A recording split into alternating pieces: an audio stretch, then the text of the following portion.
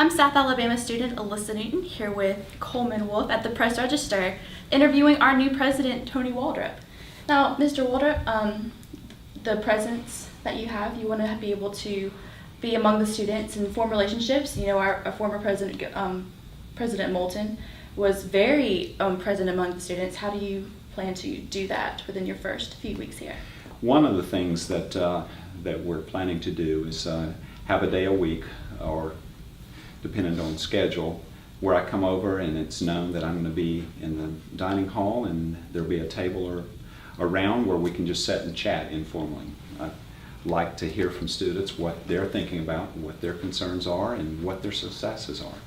But clearly that's not the only way to interact with them. I've been very pleased. I walk around campus occasionally, and I've had students just come up to me and say, "Are you the new president?" and start chatting. To me, that's even the best one, is the students reaching out just as I'll try to reach out. I want to take us back a few years ago. The GLBTA on campus was successful in getting sexual orientation added to the non-discrimination policy at South Alabama. They just came back to the student government meeting this past week, and now they are asking for SGA support of adding gender identity. Do you feel like this needs to be strongly looked at by the administration, and how should we proceed with that? Any suggestion that comes from the students, we need to look at very carefully, and I think you would agree that we need to look at all aspects of each question. If you're asking me now what's my opinion on that, I want to look at the issues. I want to hear from the students that this is important for them, and to hear their thoughts. And certainly we will look at that if it's brought to us, as well as other issues that the students bring up. After all, you are our primary customer. The South Alabama is making a huge impact in the state of Alabama, but with competitors such as Alabama and Auburn that are such big schools, what do you think makes South Alabama special? Why do you think students should come to South Alabama than going to those two more prominent schools? Well, I think and I'm going to turn around and ask you that question as well after I answer, but I think there's a number of possibilities. So I personally think that Mobile is a great place to be and to live, to be on campus. I also think for many people, they like being in this area because maybe family is close by. I would like to think that our campus is something that draws them. And, we almost have a park environment with the trees and the open spaces. One of the things that we chatted about briefly before is I'm hoping that when students come and look at South, they're coming because they've heard about what a great place it is, but when they come here, they're made to feel welcome. They leave thinking, well, they really want me to be a student there. And I know that some of that's there already, and we certainly need to maintain that. What would you say is the reasons why students should attend?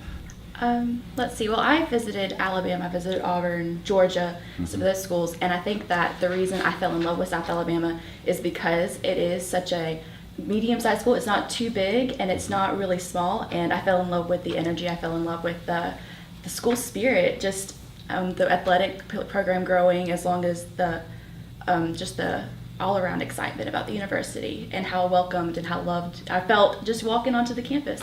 And so I think it was a really good personal thing. What a great answer. I wish I'd been able to think of that.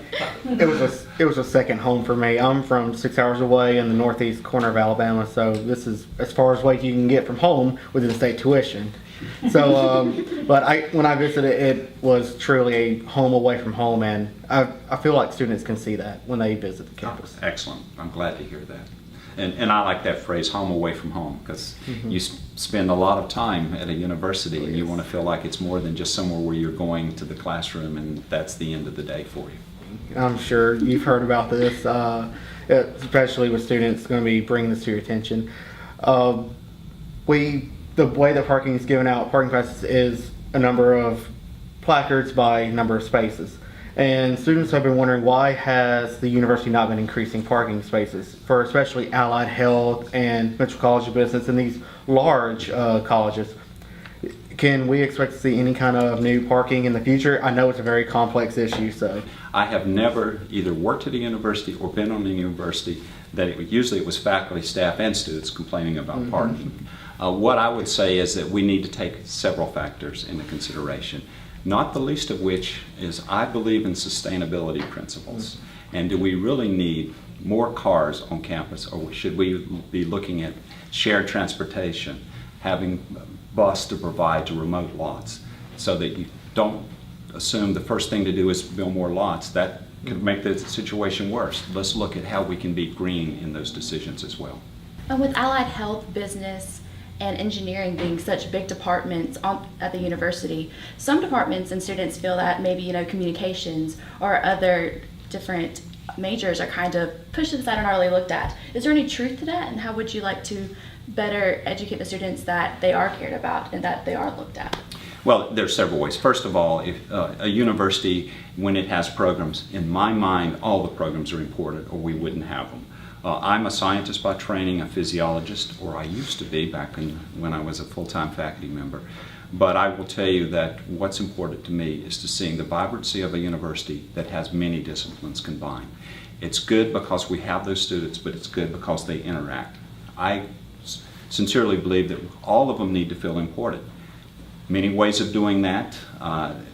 It's not just financial support, it's making sure that they're accomplishing what is needed, and furthermore, it's about students telling other students how important the program that they're in is to the whole university. One of the big key issues for students at South Alabama is student involvement and being involved in student organizations. This past year we had a new fraternity come on campus, and we have an 8th one trying to come on right now. Do you feel like, not just with Greek life, but with student involvement and student organizations, that this is a good sign for the university and the way that we are growing, or is it just a show that students want to be more involved? There are many studies have been done at many universities that show that students who are engaged in activities outside of the classroom, as long as they're not all-consuming, they do better in terms of performance in the classroom, retention, and graduation rates. Being involved makes a difference.